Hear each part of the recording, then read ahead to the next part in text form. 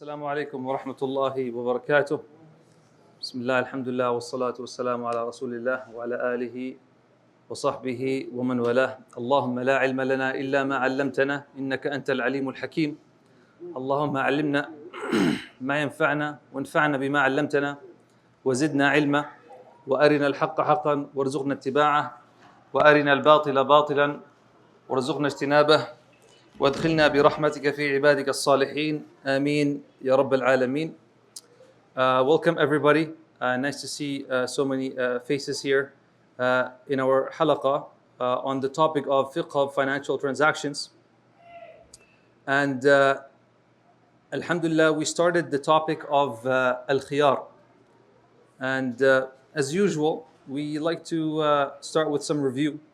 Who can kind of, in their own words, tell us what's al-Khiyar? Not cucumbers. Al-Khiyar in fiqh. نعم تفضل.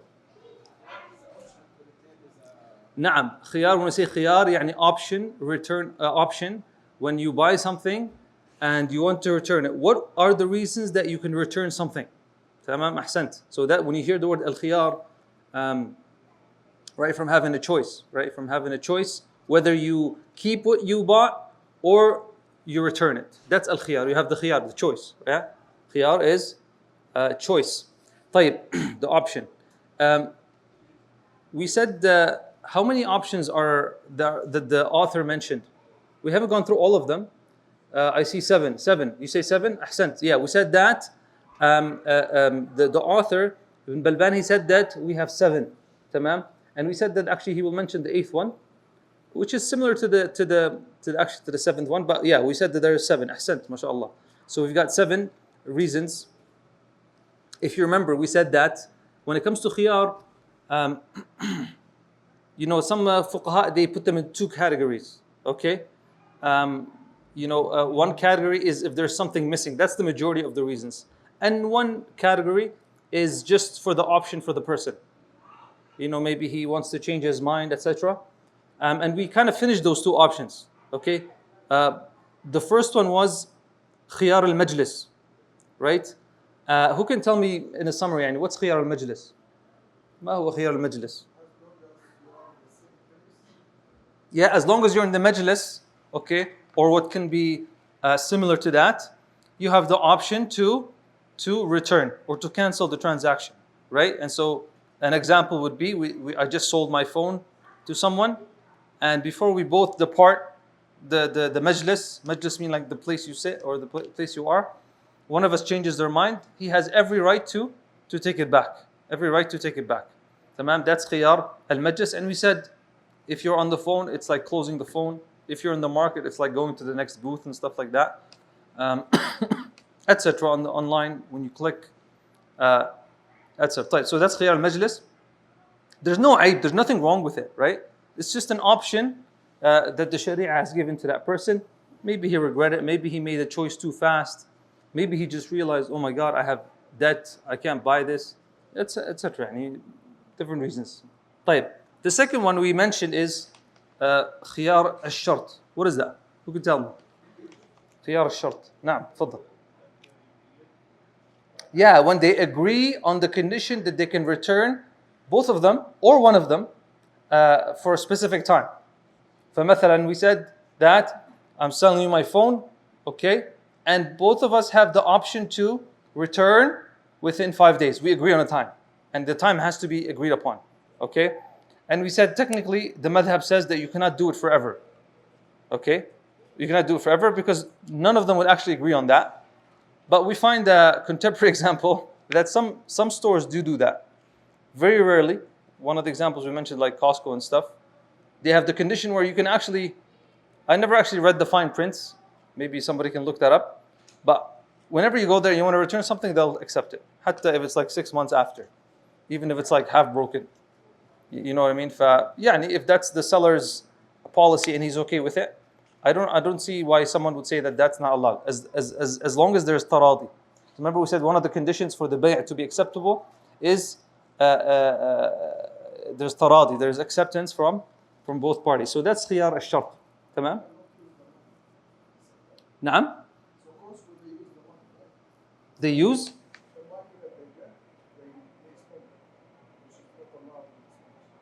they use the money. Say it again. They use the money.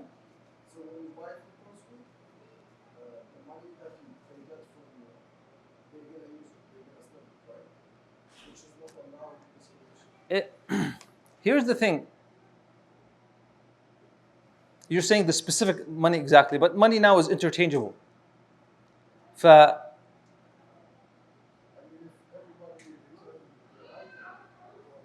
يعني they have in their accounts, in their finances, enough to return to everybody any day. I think so, if they decided. They're not going to go bankrupt unless everybody return everything. يعني, you know, are they using the money that you have? I don't know. Like, it's different corporations than a single person. And حتى even a single person, I mean, technically speaking, if I sold you my phone right now, okay, for $800, I gave you the I gave you the phone, you gave me the cash, and we said condition that we can return it within 5 days. تمام? The cash that I take from you, okay, if I use that cash, but I have a substitute of it, لأنه يعني money these days is interchangeable. Nobody cares if you get the same $20 bill. You know, it's the same thing. But there's nothing wrong with that. Now, back in the day, the dinar and the dirham were unique. You know, you should return the same one. Or if we're trading commodities, يعني عين for عين, يعني an actual commodity with another commodity, then yeah, of course. But here, money is interchangeable, صح? And a lot of it's digital أصلا. Like, you know, it doesn't matter as long as you're able to return it. Does that make sense? Yeah. And that's how, yeah. And that's what happens أصلا in banks. يعني. طيب. جميل. The next one was خيار الغبن. So we mentioned مجلس, شرط, and غبن. إيش يعني غبن? We mentioned the word غبن. Someone is مغبون. نعم؟ لا, that's عيب. It's about ثمن. It's about price. Huh? When you're charged a really extremely high price. You know, like this phone is worth now like, I don't know, $600, and I sold it to you for $3,000, and because I figured out you're coming from you know, you're a fisherman, you've never seen a phone in your life or something, and I increased the price extremely. يعني يعني ثمن فاحش, يعني something that is extremely high, not like $50, $100, you know. This would be غبن. And when the person finds out, then he has the right to return it, right? And we gave examples last time, you know, like someone who's unaware of the prices, and then you charge him, you know, an extremely high price, like we talked about النجش مثلا, and other ways of doing غبن. You know, those people who, like, they'll in an auction they'll hire people to raise the price, etc. That's a type of نجش. What are the other types of نشش we mentioned? تلقي الركبان, the one who tries to get something from outside the city and then increase the price. المسترسل, we talked about the person who جاهل عن السعر يعني. المسترسل, someone who comes from nowhere, and he doesn't know the market, doesn't know the prices, and you come and you like charge him like 10 times the price, right? This is you're not allowed unless he does it knowingly. طيب, جميل. So those are the four that we, or the three that we studied: المجلس, الشرط, والغبن. جميل. Our next one, number 4, وخيار تدليس. فيقول المؤلف رحمه الله وخيار تدليس. So our next one, number 4, is خيار التدليس. طبعا تدليس, what does تدليس mean? You must have heard this word before. Maybe if you studied some مصطلح الحديث or something like, what's تدليس? مدلس. Huh? Someone who's like, yeah, cheating. To kind of connect, think of scams. Scammer, yeah. Someone who's doing تدليس. He makes it sound like it's right, but he changes something with it. تمام? He tries to hide something. تمام? مثلا هون he says أن يفعل البائع في السلعة فعلا يظهرها بخلاف ما هي عليه في الواقع ويزيد به الثمن. Yeah, so he does something just to increase the price. Something to it to increase the price. whatever it is يعني. Who can think of an example like that? تدليس. I'll give you an example from the hadith. يعني we have a hadith with the Prophet ﷺ. He talks about طبعا in their time a lot of cattle, sheep. One of the practices they would do is what they call here, like he says, بما يزيد به الثمن كتصرية. ايش هي التصرية? Anybody know? Anybody sell cattle? Huh? It says here تصرية, give it definition. جمع اللبن في ضرع البهيمة كالشاة ليظن الناظر أن هذا عادتها. The udder of the animal, the udder where the milk comes from. I know this is a new word for most of us. This is يعني what they would do. Some of them, they would tie a knot or they would tie it. So the halib would gather, the milk would gather. Okay, so why is that important? If you're buying cattle, okay, and it produces a lot of milk, haluba يعني, then its price is higher or lower? Higher.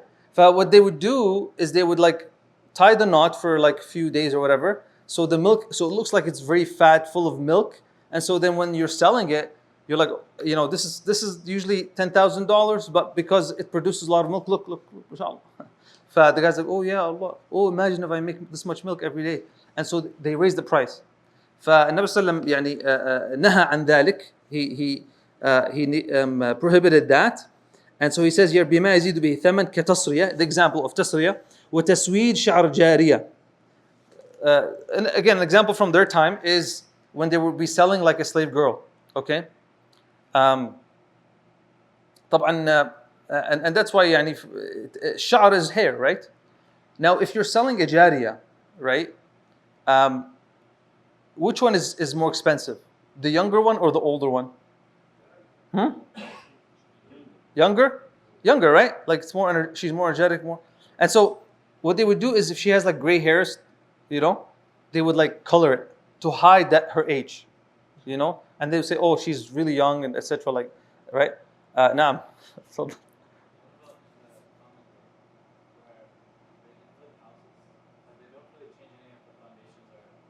Say it again.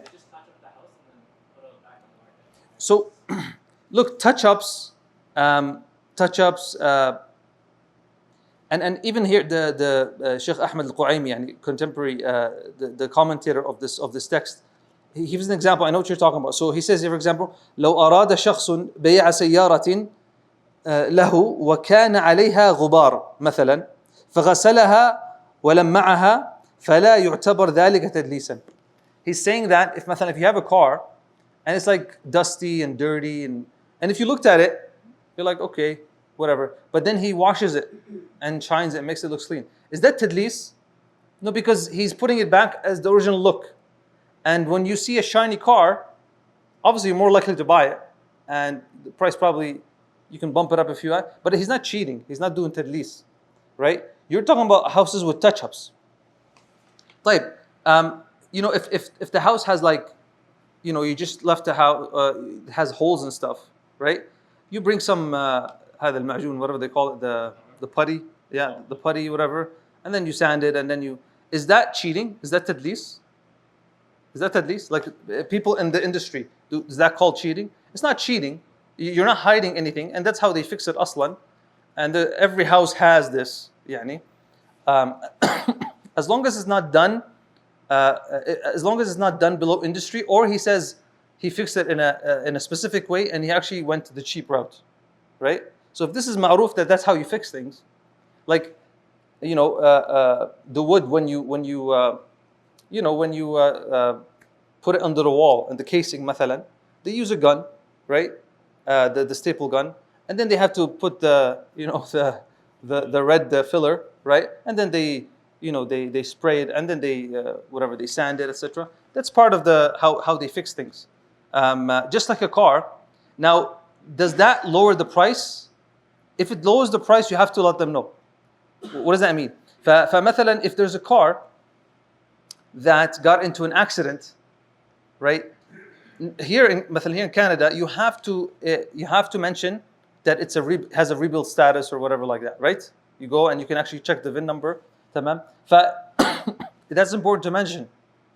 It's important to mention that, this, or the engine was changed, right? So you you would have to mention that, right? But you understand what I'm talking about? So if something that it's known, and that's how you fix something, and it doesn't change the price of it, then that's not tadlis. Tadlis in a car, مثلا, would be changing the odometer, right? Like there's ways to change the odometer. Yeah, and it's supposed to be 220,000. You go and they do a lot in the Arab countries. They change back the odometer. There's a way to find out, but the general person does not know. So that would be an example of that. So he says, تسويد شعر جارية. So he says here, when a seller raises the price of a commodity by deceiving the buyer in some way, يعني يخدعه, he tricks him. Example, he makes a milking animal seem like it gives more milk than it really does by not milking it for a few days. He hides some of the defects of a product by making it seem that it does not have those defects. It happens a lot with cars, it happens a lot with many things. Like people hide the defects, they don't tell you the defects. And remember we said the hadith about the Prophet ﷺ, that when the seller and the buyer, they hide and they lie, then the barakah is taken away from the money and the commodity, right? So it's very important that the person is honest, especially when there's no regulation. In a second-hand car market, there's no regulation. So it's so easy to lie, just so you can gain another $500. But just remember that $500, it's not worth what you think it is worth when the barakah is taken out of it. Subhanallah. فليتق الله. Every person should fear Allah subhanahu wa ta'ala. طيب, then he says, وخيار غبن, right? Al-ghabn that we talked about. وعيب, okay, عيب is coming up. وتدليس, those three, he says على التراخي. على التراخي it's not على الفور. Al-fawr is like, has to be done on the spot. Tarahi, it has some time. Those three kinds, he says, خيار غبن وعيب. عيب is a defect we're going to talk about. Ghabn is when you sell for a way higher price, and tadlis is when you kind of try to cheat a person. على التراخي, you have time to return or to keep, right? وما لم يوجد دليل عفوا ما لم يوجد دليل الرضا. He's like, as long as there is no sign that the person is actually okay with it. So مثلا if there was a deal and there's some tadlis, and the person who bought the thing, he knows there's tadlis, but he's okay with it. He likes it, right? He starts driving it, he starts doing everything with it, he's doing like Uber Eats with it, كل شيء خلاص. If there's a sign of that, then خلاص. It's a sign that he has agreed, and then there's no khiyar for him. And then he says an exception, إلا في تصرية فثلاثة أيام.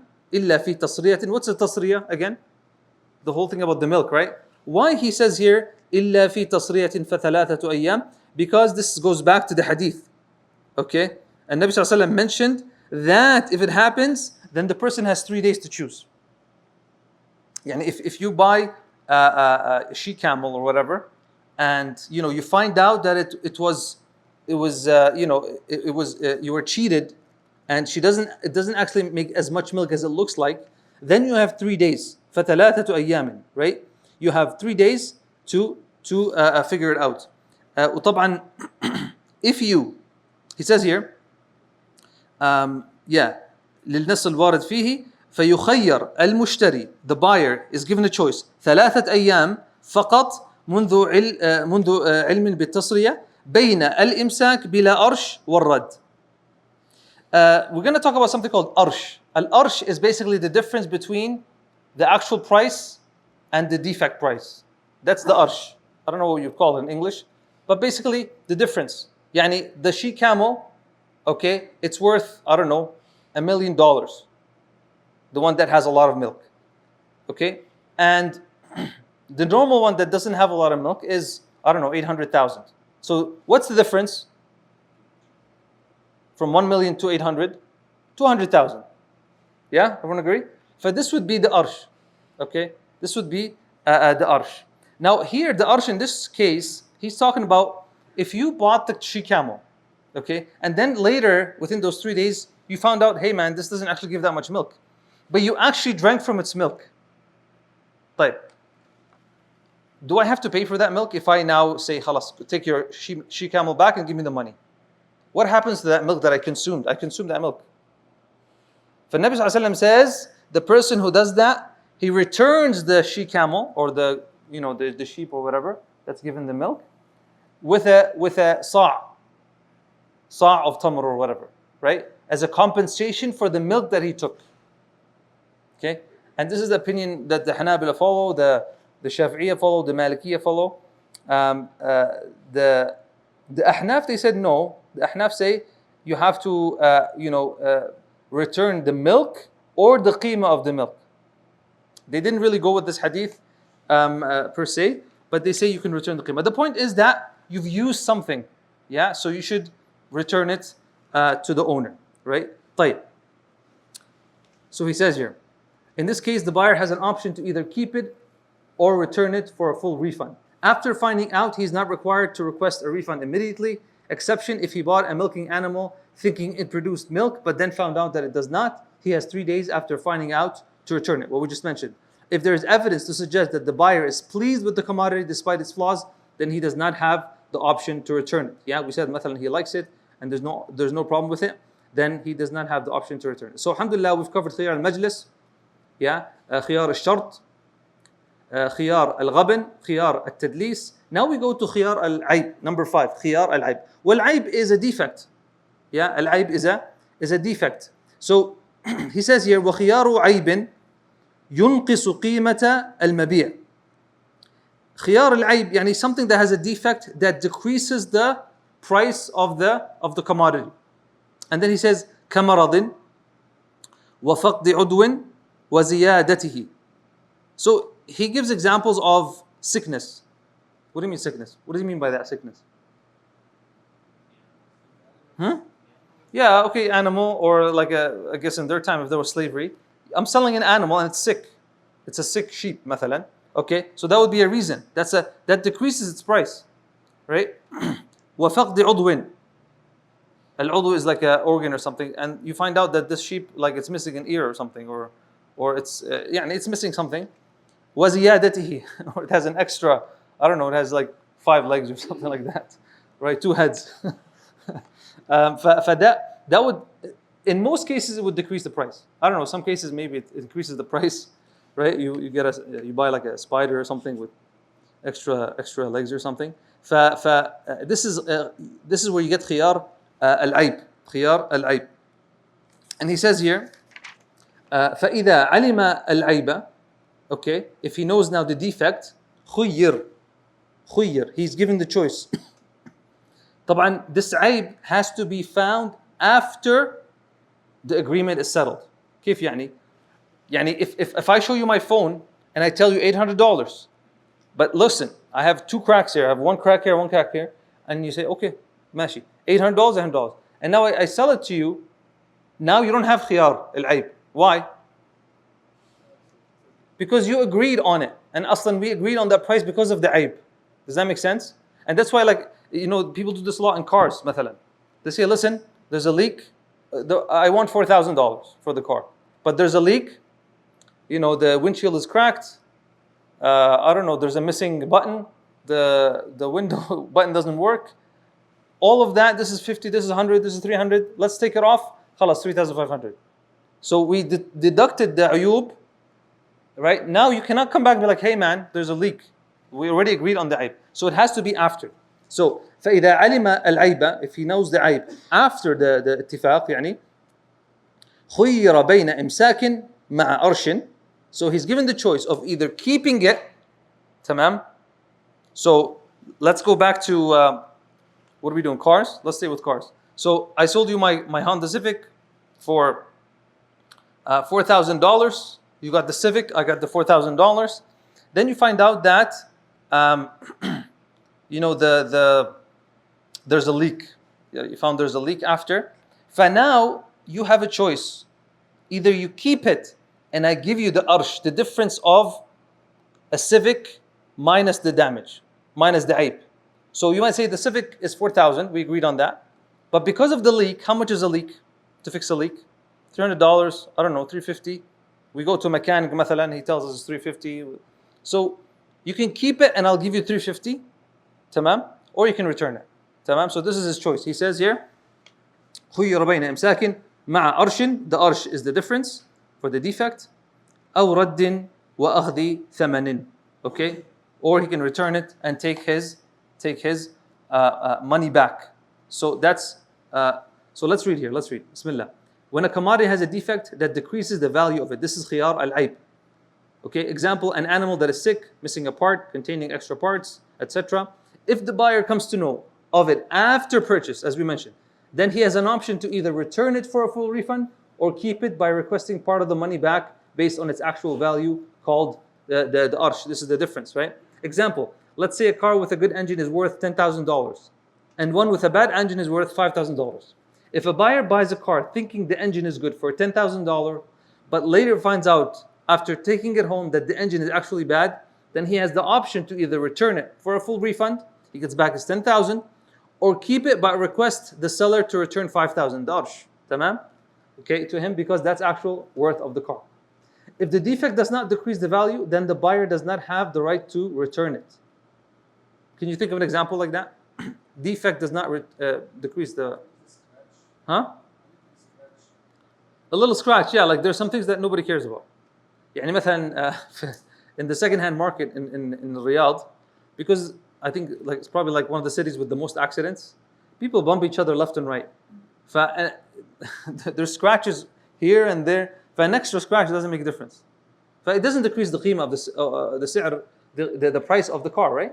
What's another example? In some cases, the scratch will, and if you have a brand new car and there's a scratch, that will definitely decrease the price. But if there's like, there's one scratch here and the guy did another scratch just to match it, it's not going to decrease the price really. It's the same thing. What else? What's another example? A defect that does not decrease the price. تفضل. Is that a defect? I mean, you wash it وخلاص. Okay, sure. I mean, it doesn't decrease the value of the car. Sure. What's another example?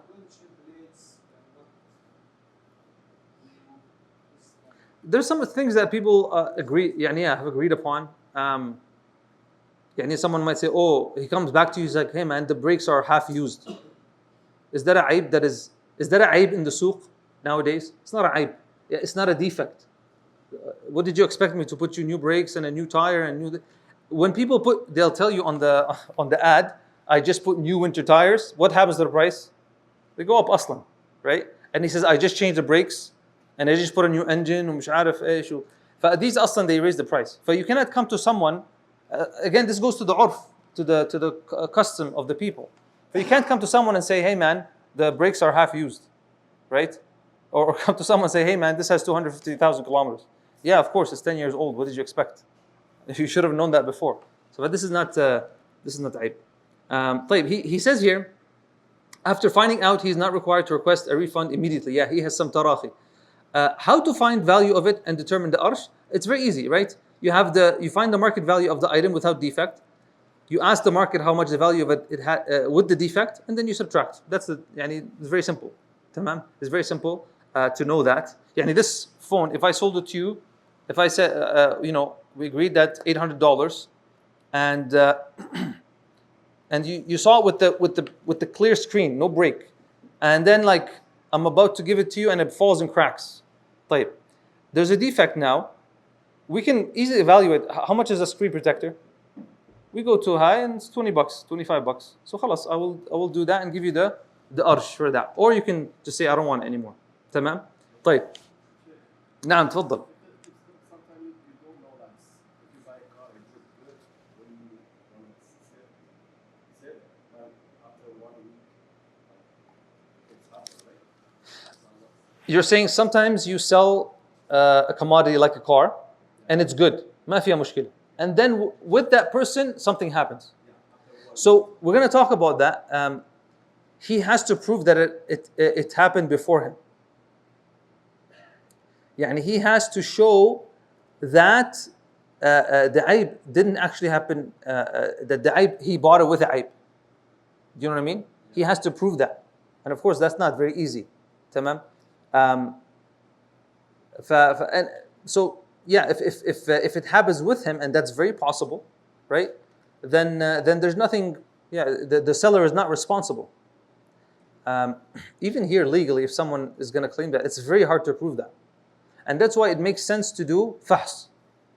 Like in Riyadh, there's a whole industry for fahs, and they charge like good money. And there's different levels of fahs. They can even, I don't know if they do it here, but here maybe people don't care as much. But you can even like check the paint. Like he'll tell you, the paint, this is repainted. This is not high quality paint. He'll tell you that, مثلا, even after you fix it, he can tell you that this bumper was changed. He can tell you that this is not Japanese, this is Taiwani part, because the value is different, right? It's not asli, it's tijari, yani. It's second-hand market, etc. They can do that, and that's why it's better to just, especially if it's a big investment, it's definitely worth it. And sometimes there's a huge defect. Sometimes you buy a car and the engine is about to like break, and the khalas, then the value of the car is gone. $4,000 the engine, and you bought the car for $6,000. So it's worth it to pay $200 for an inspection, yani. But like you said, yeah, if the aib is not your problem, right? Then you remind me of a story. When I went to Umrah, my first Umrah in 2013. Right before I left, I needed some cash, so I had a Honda Accord, and I wanted like 1,000 for it, but the guy came and he liked it and he started مش عارف إيش, and I know it had some defects. I told him, so we agreed on $500. The car is worth more than that. I sold it to him. I took the $500. I'm in Mecca in the Haram. I'm praying Fajr, and my phone keeps ringing, just keeps ringing, and then I'm getting text messages. And it's this guy. He's like, hey man, this happened with the car. مش عارف إيش. I didn't know anything about that defect. He told me this happened with it. He kept calling me. I ignored him. Then he kept calling my brother. My brother told him eventually, like, the car, even if it doesn't even move, it's worth more than $500. And I gave him for an extremely discounted price. And that's what happened with him. I had no idea about it. It happened to happen with him. Tamam. Here the seller is not really responsible. And you don't know if he did something to it. I don't know, maybe he used some cheap oil or some other thing that caused it to happen, and he's just trying to get his money back. الواحد, if he does his due diligence, then there's nothing else that he can do. طيب, let's go to the second part. Yeah, he says here, this is an interesting part. He says, وَإِن تَلِفَ مَبِيعٌ أَوْ أُعْتِقَ وَنَحْوُهُ تَعَيَّنَ أَرْشٌ. He's saying here that in talifa mabi', if I sold you this car for 4,000, okay, and you find out there's a aib, okay, I sold you my Honda Civic for 4,000, you found out there's a leak after, I never told you about it, okay. Before we said, what's your options? What's your options? What's the buyer's options? Keep and take the difference of the damage, or return it. طيب, what happens now if he gets in a car accident and the car is gone, it's totaled? What happens now? Does he still have two options or only one option? تعين يعني he has to take option one, which is keep the car, which doesn't exist anymore, and take the difference of the damage. Does that make sense? Does that make sense? Let me say it again. I sold you my Honda Civic for $4,000, okay? I took the $4,000, you took the Honda Civic. You later found out that it has a leak, and the leak costs, whatever, $300. Before you came to me, okay, you have two options right now. Either you keep it, and I give you the $300 for the defect, or what? Or you return it. On the way to see me, you get into a car accident, you total it, it's gone. طيب, can you return the car now? No. Your only option now is that I give you the $300 for the oil change, and you're stuck with a totaled Honda Civic. Hopefully you have insurance, you figure it out. Tamam? Does that make sense? Now. طيب. And then he says, وَإِن تَعَيَّبَ عِنْدَهُ أَيْضًا. Okay, so I sold you my Honda Civic, okay? You find out it has a leak, so instead of 4,000, it's supposed to be worth 3,700. Tamam? But then you break something. You break the side mirror. So now another aib happened with you. Okay, so what happens now? What happens? Huh? Yeah, so same options, but if you want to return it, you have to figure out the damage that you did as well. So let's say you want to return the car now. You're like, you know what? I don't want a car with a leak. But you also broke my side mirror. How much does a side mirror cost? Let's just make up a number. Huh? $200. Okay? Huh? More? Let's say 200 from the junkyard. Pick and pull. $200. Okay? So if you want to return the car, what happens now? If he's going to return the car, who owes what now? Let's do the math. Huh? You're the car owner? Or you're the one that bought the car? I sold you the car for $4,000. You found out it has a leak, $300 worth. You broke my mirror for $200. No, I give you $100. Why? Yeah, because you're going to return the car. Okay, you owe me $200, I owe you $300. صح? For the difference is $100. Does that make sense? I know it's a lot of math. لا, you can keep it. You can keep it and take the 300, or you can return it and take the 100. Is that right? Huh? No, because you broke his car. I sold you the car, okay, with a defect. So I got 4,000 and I'm supposed to give you 300 after for the defect. Tamam? You broke the side mirror. Okay? You broke the side mirror. And you decide to return it. So you're going to return it to me. Okay? You're going to return it to me. I'll give you the 4,000, but you got to give me 200 from that. Does that make sense? And you have to pay for the defect that happened in your possession. Just remember this qaida, and this is a maxim, and this is a hadith from Hadith Aisha. Nabi Sallallahu says, al-kharaju bil-daman. Al-kharaju bil-daman. This is a maxim, actually. It's a hadith, verbatim like that. But this hadith, it means al-daman is what? Is liability. Okay? So the one who has to pay is the one who was responsible for it, who had the liability for it. It's in your possession, and you're liable for it, for you have to pay for it. And it's the same thing like مثلا if you have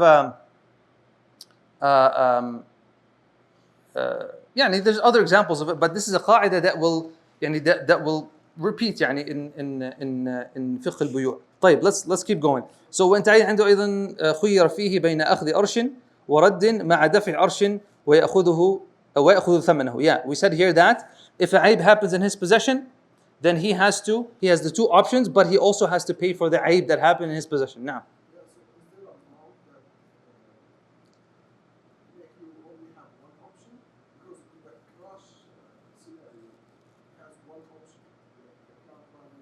تلفت if it's a aib that is payable, because you have to also compensate for the price of the car that's going to go down. Some things that are this is where you have to go to an expert, but some things that break in a car don't decrease its price. صح? You guys agree? Like I don't know, if a side mirror breaks and you put back exact same one, does it decrease the price? Does it decrease the price? Maybe not. But if something in the foundation, like in the actual skeleton of the car is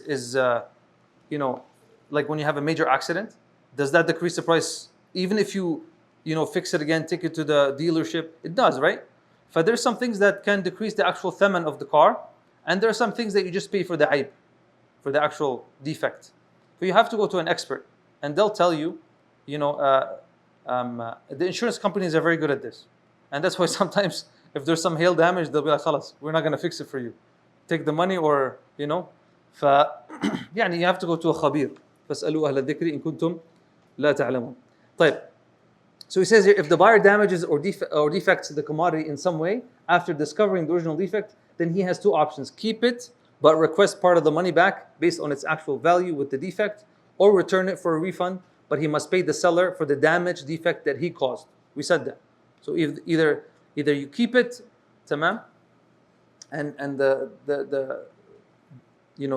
seller gives you the money for the defect, or you return it but you pay for the extra defect that happened with you. Right? And that's the fair thing to do. If there is a dispute between the two, he says here, is it mentioned here? Yeah. وَإِنْ اخْتَلَفَ عِنْدَ مَنْ حَدَثَ. This is what we were talking about.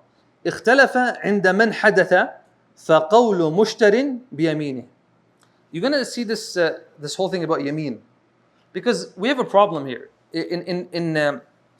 Like in the court, when you're trying to figure out who's right, who's wrong, right?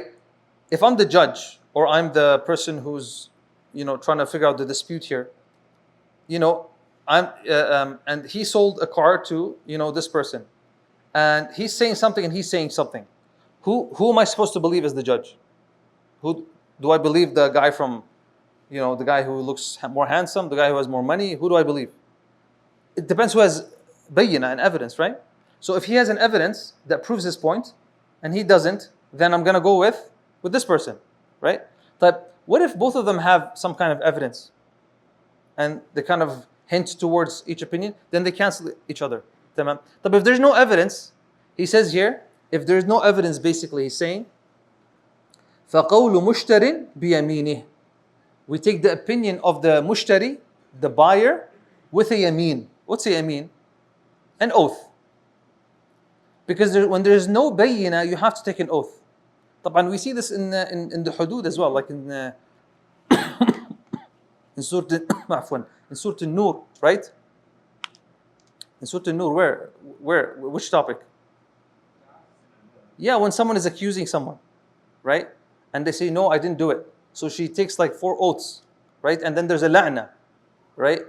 طبعا this is very dangerous when someone takes an oath or someone lies and takes a yameen. Yameen يعني an oath. يعني you're saying, Wallahi, I didn't do it. Wallahi, I didn't say that. Wallahi, the price we agreed on $50, right? Right, this is yameen al-ghamus. This is the yameen that can put someone in the hellfire, right? When someone says, Wallahi, I didn't do it, and he knows he did it. It's extremely dangerous for someone to take yameen. So it's not taken lightly. It's not taken lightly. But there's no other choice. What are you going to do? You're going to make up some high or just say both of you? So he says here, فَقَوْلُ مُشْتَرٍ بِيَمِينِهِ. It says if the buyer damages, okay, if there is a dispute between two as to who caused the defect. You're saying the leak happened, I bought it with a leak. I'm saying, no man, there's no leak. Now if I come and bring you a report from the mechanic that the day before I gave it to you, he fixed the leak, whose opinion makes more sense? My qawl, right? But if I have no proof, and he's saying, no man, the leak happened with you. And I'm like, no, the leak happened with you. So now, who takes the yameen? The buyer is given the preference with an oath. The mushtari. Okay? So, the one who buys the car, we go with what he says with the yameen. Yeah, and he says, Wallahi, it happened, the defect was with you. Okay? And he says, Wallahi, and then khalas. We take his opinion. The qadi will take his opinion. This is with the absence of proof. Does that make sense? Because the qadi has nothing else to go with. Tamam? The person, let's say he's actually lying. So, Yawm al-Qiyamah, he will lose that. And it will come back to him. Right? And of course, the barakah is removed from his transaction. Faddal. Is there a time requirement?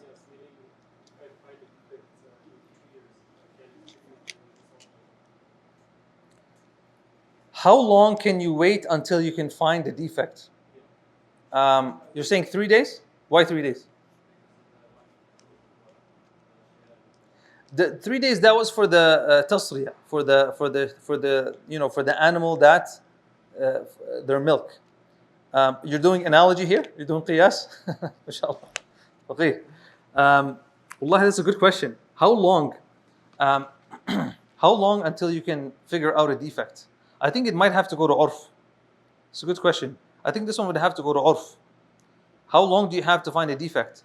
Here in the stores, they give you like a 30-day return policy or something like that. For a aib, you have, but I don't know. And it's because if someone has a aib, this is the problem is this. Because remember he says here, the mu'allif, he says if there is proof that there's rida, ما لم يوجد دليل الرضا, because it says وخيار غبن وعيب وتدليس على التراخي. يعني you have time, تراخي, okay, على التراخي.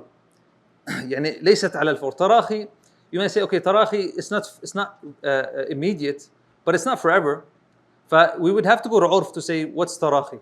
Okay, here, what's known as a normal time period. Okay, ما لم يوجد دليل الرضا. طيب, if someone if you come to claim to me that there's a defect in the car, okay, and you've been driving it for like 3 years, طيب, isn't that dalil rida? Why am I saying it's dalil that you're okay with it? Because there's two options here. Either you found the aib, either you found the defect and you're okay with it. But here the muallif says, then this is a rida, there's no problem. Or the actual aib happened with you, and it's been 3 years. If it was there and you're okay with it, you haven't told me, okay? And if it wasn't there and it happened with you, then it's not my business. The aib happened with you. Does that make sense? But I think you have to go back to kind of what's the agreement between you guys, or what's the policy in the country, tamam, if there's a specific policy within, if we're talking second-hand market. But the stores, they have a policy. The stores, they have a policy, return policy. Some of them for forever, some of them 30-day policy, and they have their conditions. مثلا, you have to bring the receipt. وإلى آخره. نعم.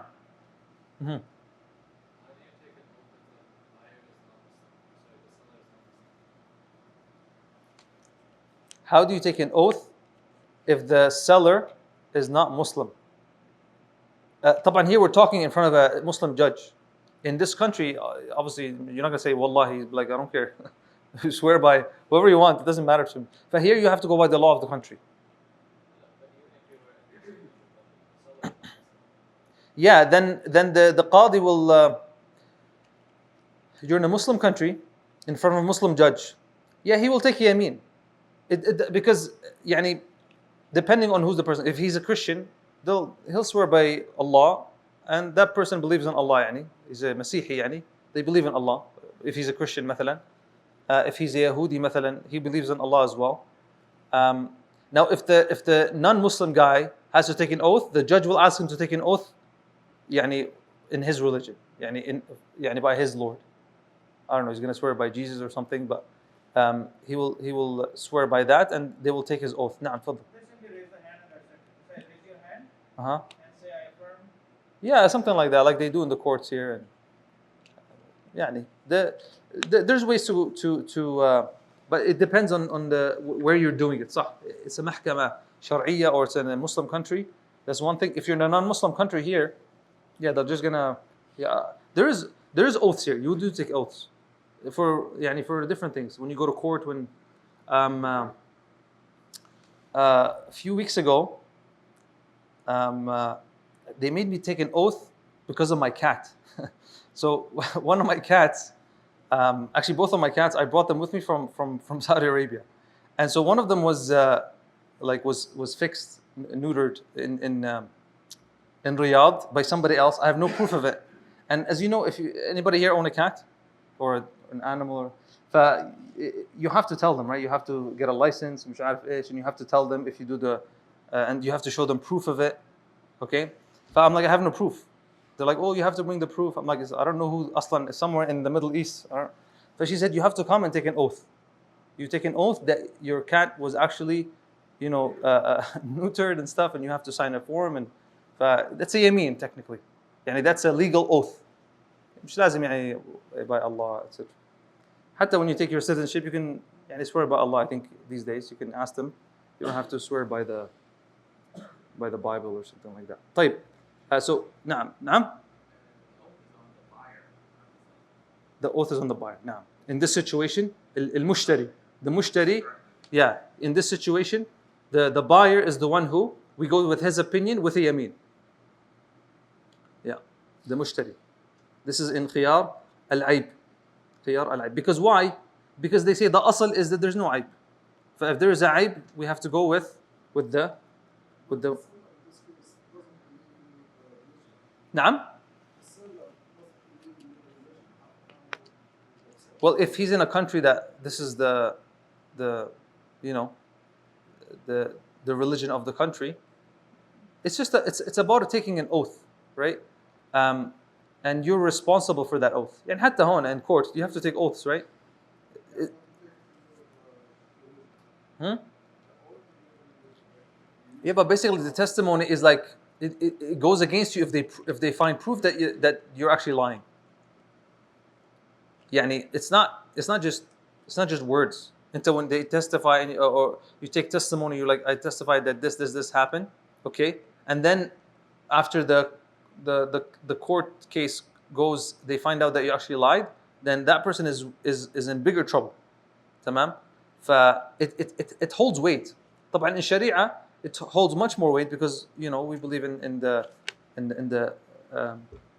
barakah of the sale, and also في يوم القيامة that the person, and this is like a major sin. يمين الغموس, the Prophet ﷺ said that the person غموس يعني تغمسه في النار. When a person swears by Allah and lies knowingly about something. طيب, so we did خيار المجلس, خيار الشرط, خيار الغبن, خيار التدليس. Majlis is the sitting, shart the one where you have time to return it. Ghabn is when he overcharged you for it. Tadlis is when someone tries to like hide a defect or lies or cheats. Al-aib if there's a defect. Now we go to number 6, khiyar takhbir al-thaman. This is interesting because here it says here option due to seller's dishonesty about the principal price. This is interesting, and he says here وخيار تخبير ثمن فمتى بان أكثر أو أنه اشتراه مؤجلا أو ممن لا تقبل شهادته له أو بأكثر من ثمنه حيلة أو باع بعضه بقسطه ولم يبين ذلك فلمشتر الخيار. Let's explain what he's saying. Here, sometimes when you let's go back to the Civic. So, when the seller is trying to sell you something, sometimes he'll tell you, I'll sell it to you on the رأس المال of the thing, on the actual cost, the original cost of the car. And people do it now in Facebook Market. مثلا, they buy something brand new. It's in the box, not open, and in the box it costs $800. He'll tell you, it's brand new, closed box. My mom gave it to me for Christmas or whatever, and then I don't want it. He'll tell you it was worth 800. Okay, so now he sells it to you for 800. Then later you find out that it's actually worth 600. This is an example of it, where the seller tells you that the actual cost of it is something, and then it turns out that it's not. طبعا, the default is you don't have to tell someone how much you bought it for. And you're allowed to make a profit, okay, technically, but you're not allowed to lie to raise the price to someone. Does that make sense? You're not allowed to lie to someone to raise the price. So here he gives some scenarios. He says, فَمَتَى بَانَ أَكْثَرُ, right? فَمَتَى بَانَ أَكْثَرُ يعني when you find out that it wasn't actually 800, it was 600, or أو أنه اشتراه مؤجلا, or actually you tell him, yeah, that is the price, but you only got that price because it was in على التقسيط, يعني in installments and stuff. So you got that price because of another reason, if that makes sense, okay? أو ممن لا تقبل شهادته له, saying, or you got it from someone who his shahada is not accepted for you. His shahada is testimony. In Islamic courts, whose testimony is not accepted for you? Like the relatives, the close relatives. If your dad was to sell a car, okay, to a stranger, he would sell it for 6,000. But if his مثلا best friend or cousin wants to buy from him, he might what? He'll cut the price down. He'll be like, خلاص انت ابن عمي, whatever, or you're my son, 4,000. Okay, there's an actual discount. تمام. So he gets it for the 4,000, but he tells the new guy that wants to buy it from him, oh, actually, I'm gonna sell it to you for the actual price of it, which was 6,000. تمام. That's what he's talking about here. Okay. أو بأكثر من ثمنه حيلة. Al-hila, we said hila is like some kind of trick. Okay, so they mentioned different examples, but you found a way to get it at a cheaper price. Okay, and you told him I bought it for the higher price. You found a way, whatever. You owed someone owed you a favor, or and another example here, he says أو باع بعضه بقسطه. مثلا, he actually got مثلا these two cars for $10,000. Okay, two cars for $10,000. He wants to sell one of them to another person, and he says, "Listen, man, this is worth 5,000." Okay, what did he do? He actually split the price in half. But it turns out that one of them was worth 6 and one of them was worth 4. But he told him that it's actually worth 5. Do you understand? So all these examples, basically, it's saying that the default, you don't have to tell the person how much you got it for. Okay? But if you're going to mention, you cannot lie. So if you're going to mention that, sometimes people tell you, "Oh, I got this original from عارف إيش," and they try to big it up, أصلي, and then it turns out to be some fake, or somebody, tells you, "Oh, this is original, مش عارف Gucci," and it turns out to be some, knockoff. تمام? You're not allowed to do that. Okay, you're not allowed to do that. Okay, so that's why they call it خيار تخبير بالثمن. If you actually tell them the price. So he says here, when the seller tells the buyer how much he himself has paid for the item, but is dishonest about it. Tamam? So for example, seller and buyer are negotiating. Then the seller tells the buyer, "I paid for this item $10, and I will sell it to you for that much as well and no less." The buyer accepts, but finds out later on that the seller actually paid only 8 for it. Does that make sense? But you're allowed to sell it for a profit, but you cannot say, "I paid $10, but you actually paid 8. This is lying, right? You guys agree? This is a type of lying to raise the price. Tamam? But you wouldn't be allowed to do that. And he says there are 5 forms, and that's the ones he was mentioning. He says, number 1 example, the seller told the price higher than he actually bought it. Like the example we gave for this one. What can the seller do, or the buyer do? He says there's no option to return in this case, but the buyer has the option to request the extra money back, right? This is the majority opinion in the madhab. There's another riwayah that he can actually return it. But the majority opinion in the madhab, they say that in this case, he told you he bought it for 10. So he sold it to you 10. But later you find out that he actually bought it for 8. So then you're allowed to ask for the $2 difference. That's the option that you have. So this is one scenario. Second scenario, he says the seller bought the item on credit, but hides this fact from the buyer. For example, I will sell you this item for 200, and that's exactly how much it cost me. However, he's hiding the fact that he bought it on $200 credit and is paying it off in installments. He's hiding that fact, okay? But he just mentioned the price, so we can actually resell it for that price. In this case, the buyer has no option for returning it, but he has the right to tell the seller to get it from him on credit the same way. Tamam? طبعا there's khilaf in this mas'ala, but I'm telling you the majority opinion in the madhab. Number 3, another scenario. Tamam? He says here, the seller bought it from a person whose testimony, attestation is not accepted in this context. Like we said, like a relative. Meaning the seller tells the buyer that the item cost him such and such price, but is hiding the fact that the person who sold it to him is a close family member. Father, son, wife. Right? So it says here, close family members attestation is not accepted in this context because there is a bias in this place. And if he bias, there's muyul, there's preference. There's a reason why he sold it to you for that price. It is possible that the family member sold it for a high price, so that the seller can also sell it for a high price by saying that is how much it cost him. In general, the seller is not required to tell the buyer, this is what we mentioned, right, from who he bought the item, whether he bought it on credit or not, how much he paid for it, etc. However, if he does choose to reveal such information, then he must be honest. This is the whole point here. You have to be honest if you mention something. You cannot make up lies to raise the price. This happens a lot in the markets. Especially when there isn't specific prices. So you go to the souk and he tells you asli. This is original. And and if you have some experience in the markets, it's not asli. It's not original.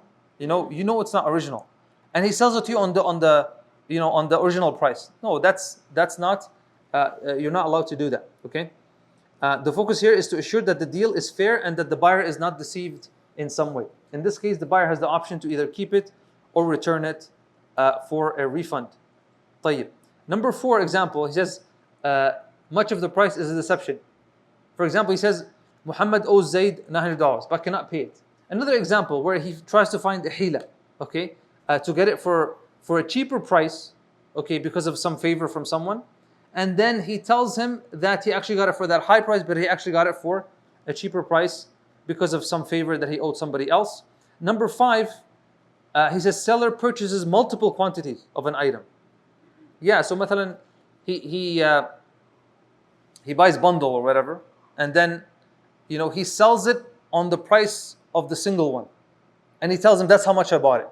طبعا you're allowed to buy bundle, right, or wholesale or whatever, okay, and then sell as a business as a profit. But what you're not allowed to say is you're not allowed to مثلا I'm gonna get 100 units of this, okay, for $10 each. Okay, I'm gonna buy 100 units of this for $10 each. If you only bought it single, it would be how much? Let's say $20. صح? Makes sense. Okay, economy of scale. So you bought 100 units for $10 each. The single unit by itself is $20. You're not allowed to go sell it to someone else, be like, I actually bought it for $20. You're not allowed to do that. But you're allowed to actually buy a bundle and sell it at a profit. Business owners don't tell you. Apple doesn't tell you we made the phone for $80 and we sold it to you for $1,000, right? They don't tell you that stuff, right? But what they're not, and that's fine. But what they're not allowed to do, what Apple is not allowed to do, shar'an, they can do whatever they want, I guess. But shar'an, they can't tell you it costs us to make the phone 1,000, and that's why we're going to sell it for you for 1,800. Did it actually cost them to make the phone for 1,000? Everybody knows it didn't cost them to right? So if you're going to do ikhbar of the thaman or ra's al-mal al-thaman, then you have to be honest. You have to be honest. So that's the 7th one. So we finished khiyar al-majlis. How are we doing on time? We're almost there.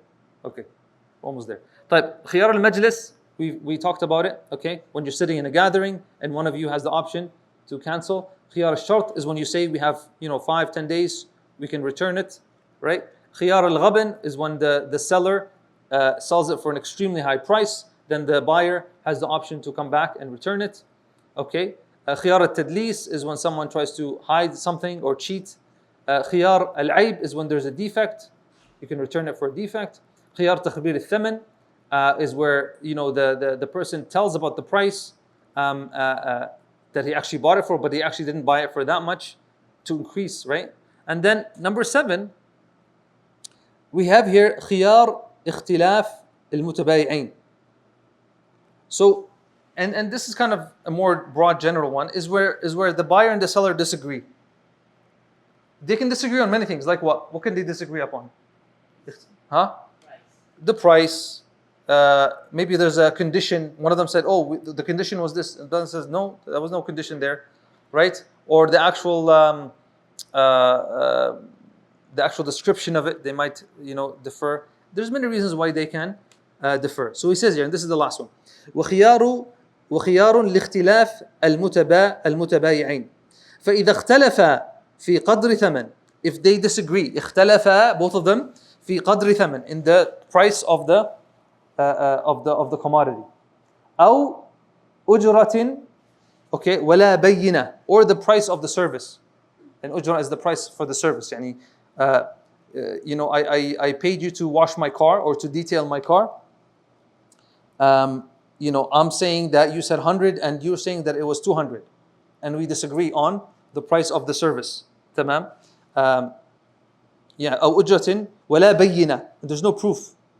What if I bring a receipt and a signed paper? خلاص, you have proof. But there's no proof, it was just word of mouth. أو لهما حلف بائع. The ba'i' is the one who actually takes an oath here. حلف بائع. And he has to say, طبعا not exactly the same, but it says here حلف بائع ما بعته بكذا وإنما بعته بكذا. So he says, Wallahi, I didn't sell it for 200, I actually sold it for 400. The ba'i', the seller. Okay? And then ثم مشتر, then the seller swears as well. This is if they both disagree. So then ثم مشتر ما اشتريته بكذا وإنما اشتريته بكذا. I swear I didn't buy it. We didn't agree on the price of 400, but it was actually 200. تمام? Okay. And then he says, وَلِكُلٍّ الْفَسْخ. And each one of them has the option to break the contract. إِن لَمْ يَرْضَ بِقَوْلِ الْآخَرِ. They can both break the contract unless one of them changes their mind and says, خلاص, you know, your oath, mashallah, you're a righteous person, you know, I know you. And then he's like, خلاص, you know, I accept your oath, you know. But if both of them still disagree, then they have the option of فسخ. وبعد تلف يتحالفان ويغرم مشتر قيمته. Yeah, he says here, بعد تلف. Telef is when there's damage or something is lost, or يتحالفان. Again, they will swear, take an oath. I swear that this damage didn't happen with me, it actually happened with you. No, I swear that. Okay. ويغرم مشتر قيمته.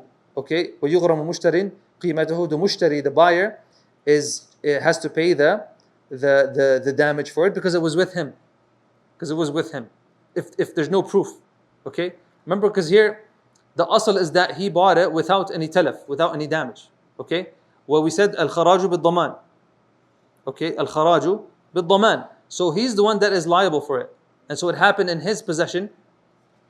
By default, it happened in his possession because there's no proof. That's why يغرم المشتري قيمته. طب let's read because there's another paragraph here. And then he says, let me read this quickly. وإن اختلف في أجل. Okay, the time, يعني the period. وإن اختلف في أجل أو شرط or a condition. ونحوه, and anything similar to that. فقول ناف. قول ناف. We take the opinion of the nafi. Who's the nafi? The one who refuses, or the one who's denying it. Okay, because the asl is that it's not there. Okay, فقول ناف أو عين ببيع أو قدره. Yeah, if it's in the ayn of the mabi', the actual commodity itself, or its value, فقول بائع. Let's go through this. Okay, this is a kind of a it needs some explanation. He says here, طيب, Bismillah. We're almost done. The adhan is now, but the iqama is in. Okay, give me like 5 minutes. We'll finish, inshallah. Okay, if there's a difference over the price or rent, and there is no evidence in either party's favor, or they both have contradictory evidence against each other, there's no evidence, or their evidence is contradictory, then the following steps should be taken. Seller takes an oath. He should say, "By Allah, I did not sell it for such and such, but I sold it for such and such, whatever the price is." He does it first because he's the one that will lose the deal, right? Because the seller wants to sell it, right? This is يعني ijtihad from the mu'allif. Buyer takes an oath, and he should say, "By Allah, I did not purchase it for such and such, but I bought it for such and such." Okay, this is if they're disagreeing on the price, right? If both are still dissatisfied despite the other's oath, and then one of them wants to void the contract, then the sale will be cancelled. Khalas, they disagreed. Nobody wants to kind of agree on what happened, so they can cancel the actual deal. The buyer receives his refund, and the seller receives his commodity. The thing that he talks about here, if there's damage, if the goods were damaged by the buyer, okay, if the goods were damaged by the buyer before the payment, and there is a dispute about the price, they will both take an oath as discussed above. Tamam? The buyer is responsible for its price with its current value. Yeah, and the price will be based on the value of the commodity with the damage in the market. Example, buyer buys something with a promise to pay for it later. Okay, the buyer buys something with a promise to pay for it later. The buyer returns sometime later to pay the seller, but there is dispute as to how much was agreed upon, and there's no evidence for either side. They both take an oath as mentioned above. I swear this was not the price, I swear, okay. However, it is discovered that the buyer damaged the product. You understand what happened here? Okay. He said, "I'm going to pay you later." Okay, he took the product. He said, "I'll pay you later." Now, when he comes to pay him, he's like, "Here's the 2,000. The guy's like, "No, we agreed on 3,000. What do you mean? Wallahi, ya wallah. So now, but at the same time, he had the car and something broke with him while it was in his possession. So they both take an oath as mentioned above, and then one of them wants to cancel the deal. However, it is discovered that the buyer damaged the product. Okay, in this case, we will ask the market for the value of the damaged commodity, and that will determine to be the price of the product. If the sale is to be cancelled and the product returned, then the buyer must compensate for the damage. Naam. Okay? And again here, the asl is that we go with evidence, proof. The judge will go with proof. If there's no proof, then the buyer will have to pay the difference. Then he says, if there is a difference over the duration of the contract, we said here, when اختلف في أجل, the duration of the contract. مثلا it's for a service. We said 1 month, he said no, 2 weeks. Or a condition of the contract. He said that you have to deliver it, and this guy says no, you don't have to deliver it. مثلا, I'm giving examples. And there's no evidence for either side, the decision will favor the one who negates. What do you mean the one who negates? We said because the asl is there's no condition. Yani if they're disagreeing, if you're bought furniture and then you're like, hello, where's my furniture? They're like, it's here, come pick it up. And you're like, no, we agreed that you deliver it. They're like, no, we never agreed. Okay, what's the default? Is that there's no delivery. This is what they're saying here. The default is that there's no delivery. Unless the custom here is that it's understood that whenever you buy furniture, do you understand what I mean? So this can actually change depending on, but here they're saying the default is that there is no condition. So the one who denies the condition, we take his opinion with a yameen. Okay? So here we have the duration example. Buyer claims it was 6 months. The seller claims it was 10 months. The buyer is favored in this case because the one who negates the longer time is given preference. Does that make sense? The buyer is favored for this case because he claimed it was 6 months, because the one who negates the longer time is given preference. What about condition? Example in the condition. Buyer claims X, and whatever it was part of the contract as a condition. The seller claims it was not. The seller is favored because he negates the actual condition. Like we said, like the condition to deliver. Okay? Because the asl is the absence of the condition. Now, if, like I said, if the custom is that the asl, okay, the default is that that condition is always there, then we go with the person who's supposed to have that condition. And the last thing he says here, if there is a difference over the particular commodity or its quantity. Yeah, here he says, yeah, في المبيع أو في قدره فقول بائع. If there's a difference over the particular commodity, يعني it's a different commodity, or its quantity. You said 5 bags of rice, and he said 10. Then the seller is given preference.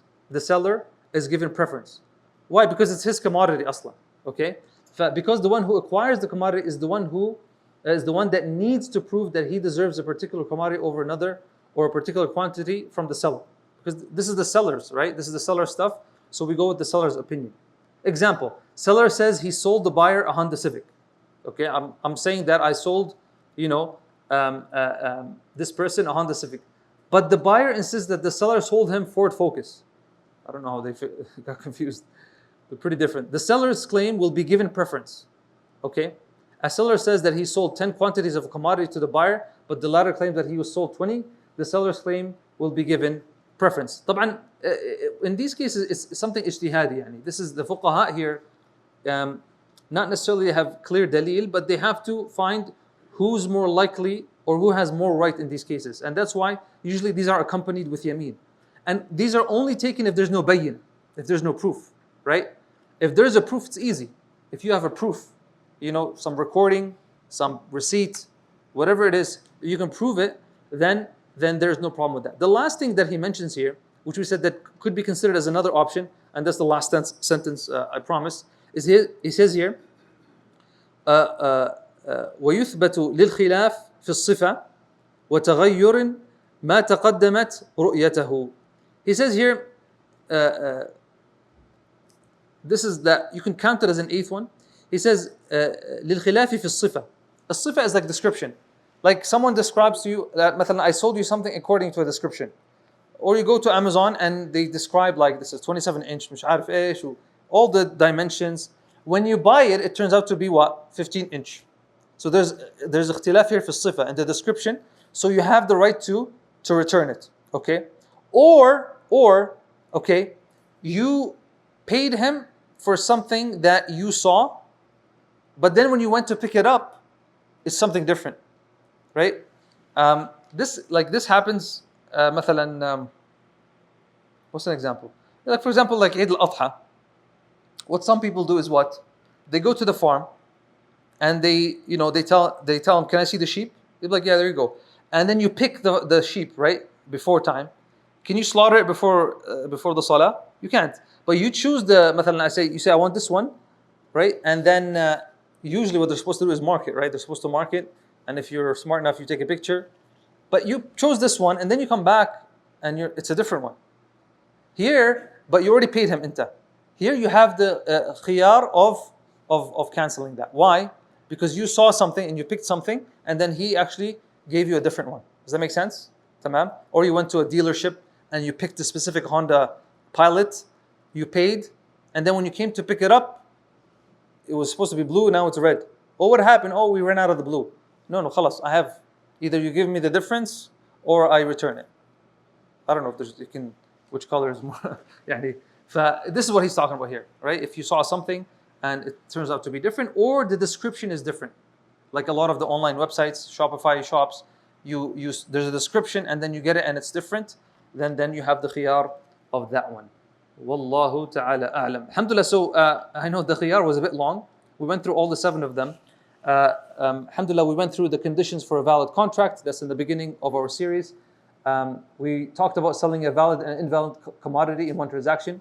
Tafriq al-safqa. We talked about invalid contracts, right? Like buying after the second adhan and other things. Conditions placed in the contract, shurut fil aqd. We talked about it. We just finished khiyar. We talked about measured contracts as well. Next week, inshallah, we're going to be covering the topic of riba, right? It's a big topic in buyu', inshallah. So if you want to have a better understanding of this topic and the types of riba, inshallah, we will be discussing that next week, bi'idhnillahi ta'ala. We have the iqama in 10 minutes? Yeah, 10 minutes. Is there any questions anybody has? If you want to go and make wudu, tfaddal, and go ahead. If anybody has a question. If there's no questions, we'll tfaddal now.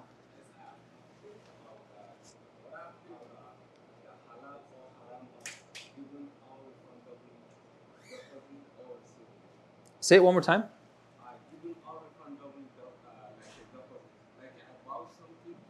You bought something? Yes, I need to buy something, but I give you some part of the money, like a all-refundable deposit. Like if I give you full the payment, you will not give me back my money. Are you talking about like a deposit? Yes, kind of deposit. So you want to buy something and you gave him a deposit? Yes, deposit, but this deposit is all-refundable. Non-refundable? Yes. So in Arabic they call it like a urbun.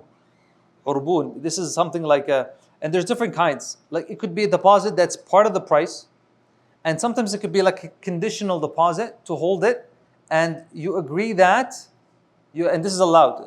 In the more advanced books they'll talk about it, but it's allowed to say I'm going to give you this urbun or this kind of deposit to hold something, and if I don't come in 5 days, mathalan, it's yours. Okay, you're paying for him to hold it. Because he could sell it to somebody else. And so if you're paying him to hold it and then another customer comes, he can't sell it to him. Okay? But the agreement is that if you don't come within these agreed time, we say 3 days, 4 days, whatever, then I have the right to keep this urbun. Okay? That's one kind. That's the urbun, they call it. I don't know what they call it in English. Deposit, right? But there's different kinds of deposits. There's a deposit that's like non-refundable, and there's a refundable deposit, right? Sometimes you leave a deposit, na'am?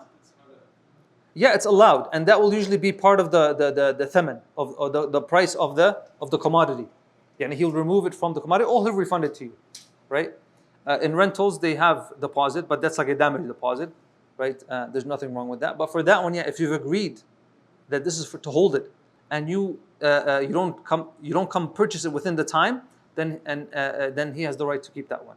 Does that make sense? Is that what you were asking? Yeah.